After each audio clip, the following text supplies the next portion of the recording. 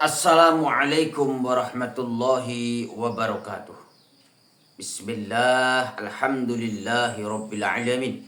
Allahumma salli wa sallim wa barik ala sayyidina Muhammadin wa ala alihi wa ashabihi ajma'in, amma ba'du. Saudaraku pemirsa, sebangsa setanah air dimanapun Anda berada, semoga senantiasa dalam lindungan Allah, dimudahkan segala urusannya, diberikan kesehatan, dohir batin, ya, diberikan anak-anak yang soleh solihah. Saudaraku sekalian, di video kali ini kami ingin menyampaikan bahwasanya apa motif Kiai Imaduddin Usman Al-Bantani dalam hal membongkar nasab Ba'alawi ini. Tujuannya apa? Apakah beliau dibayar untuk memecah belah umat? Apakah ini termasuk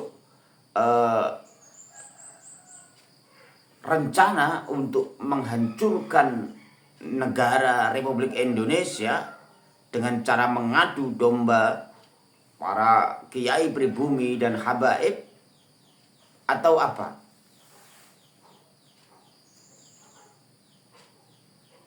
Dan kita polemik nasab ini yang kita ketahui bahwasanya 2 tahun terakhir ini belum ada tanda-tanda akan mereda, ya, polemik nasab ini. Ya karena dari kedua belah pihak masih saling ngotot. Ya, yang dari klan Ba'alawi masih ngotot sebagai keturunan Rasulullah Shallallahu Alaihi Wasallam. Kiai Imaduddin sangat semakin yakin dan semakin bertambah yang mendukung kajian Kiai Imaduddin Usman Al-Bantani ini, dan meyakini bahwasanya memang benar-benar Ba'alawi ini terbukti rungkat nasabnya dengan dibuktikan oleh Kiai Imaduddin Usman Al-Bantani dan para pendukung Kiai Imad, kiai-kiai yang lain, beberapa ilmu kajian dan lain sebagainya memang mengarah semakin meyakinkan bahwasanya klan Ba'alawi ini tidak terbukti sebagai zuriyah Rasulullah Shallallahu Alaihi Wasallam, apalagi sebagai ahlul bait. Lalu apa motif Kiai Haji Imaduddin Usman Al-Bantani ini dalam hal beliau membongkar nasab Ba'alawi ini? Untuk lebih jelasnya, mari kita simak pemaparan beliau mengenai hal ini. Baik, saya awali malam hari ini dengan kalimat seorang ulama. Bismillahirrahmanirrahim. Wa min huquqihi sallallahu alaihi wasallam ayyu an nuhibbahu wa nuhibba ahla baitihi wa an nahfadha nasaba dzurriyyatihi ila yaumil qiyamah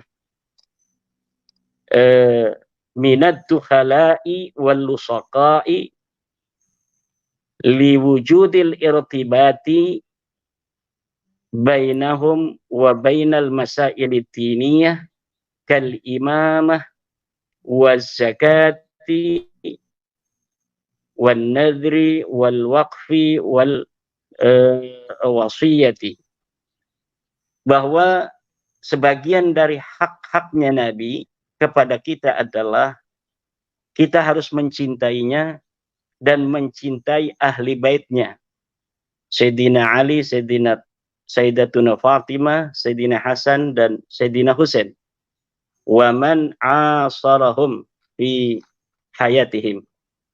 Kemudian sebagian daripada hak-haknya Nabi besar Muhammad sallallahu alaihi wasallam juga adalah an nahfadha nasaba dzurriyyatihim ila yaumil qiyamah minad dukhala'i wal lusaqa, yaitu menjaga nasab-nasab dzurriyyat Nabi dari para penyusup-penyusup dan para pencangkok-pencangkok. Liwujudil irtibati bainahum wa bainal masaili diniyah, karena adanya kaitan antara keturunan Nabi dan masalah-masalah agama.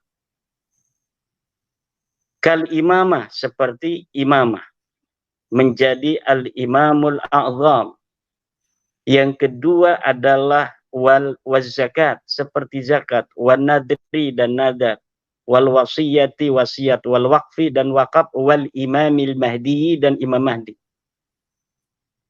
Kenapa kita harus menjaga nasab keturunan Nabi? Karena ada masalah-masalah agama yang berkaitan dengan keturunan Nabi, seperti al-imamatul uzma, yaitu ketika kaum muslimin bersepakat seluruh dunia untuk mengangkat seorang imam, maka disyaratkan harus Quraisyiyun, seorang dari keturunan Quraisy. Haplogrupnya harus J1. Kemudian masalah zakat. Kita tidak boleh untuk memberi zakat kepada Bani Hashim dan Bani Muthalib. Maka berarti kita harus meneliti mana yang bukan Bani Hashim, mana bukan Bani Muthalib. Atau kita meneliti dari mana yang Bani Hashim, mana yang Bani Muthalib, sehingga kita tidak memberikan zakat kepada mereka.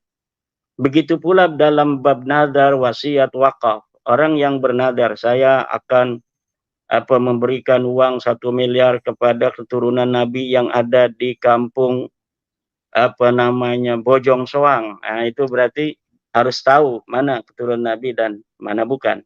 Kemudian Imam Mahdi, dan ini yang paling berbahaya ini, Mas Rifki. Imam Mahdi itu akan turun menurut kita Ahlussunnah wal Jamaah di akhir zaman nanti dari keturunan Nabi. Apabila hari ini kita tidak betul-betul untuk meneliti siapa turunan Nabi dan siapa yang bukan turun Nabi, tidak menelitinya kita, maka akan ada orang-orang yang mengaku Imam Mahdi dari bukan turun Nabi. Jadi Imam Mahdi palsu. Kenapa? Konsekuensi logisnya orang-orang yang palsu yang mengaku sebagai turun Nabi itu akan melahirkan Imam Mahdi palsu di masa yang akan datang. Ini sangat berbahaya. Oleh karena itu kewajiban para ulama untuk betul-betul mempunyai perhatian yang sangat serius terhadap orang-orang yang mengaku sebagai turun Nabi. Di masa depan itu tidak akan terlalu berat, Mas Rifki. Kenapa hari ini kita terlalu berat? Karena masyarakat kita belum terlalu dewasa. Tapi di masa depan itu tidak akan sesulit pada hari ini. Kita nggak bakal lagi ngurus-ngurusin yang model Balawi ini, yang sudah ketahuan haplogrupnya G itu. Kalau di masa depan anak-anak kita itu nanti untuk meneliti keturunan baginda Nabi itu dari haplogrup dulu. Kalau haplogrupnya sudah J1, baru diteliti itu secara nasab dan sejarahnya. Kalau haplogrupnya itu sudah bukan J1, udah G begini, harus diabaikan. Nyapain pasti nanti ujung-ujungnya sama juga itu. Karena dari situ pasti akan ujungnya bukan kepada Arab, ujungnya bukan kepada Duriyah Nabi. Tetapi karena memang hari ini hal itu masih terlalu cepat ya untuk masyarakat kita agak sibuk-sibuk nih malam-malam hari ini.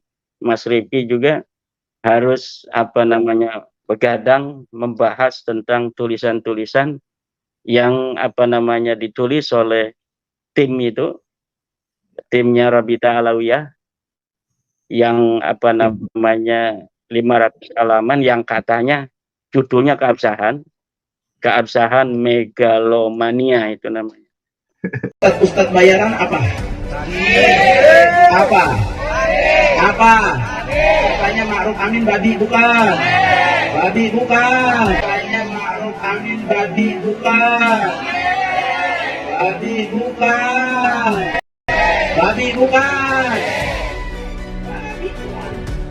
Tidak berlebihan, tapi karena mata kepala saya sendiri yang menyaksikan, beliau adalah warithun Nabi sallallahu alaihi wasallam khalqan wa khuluqah.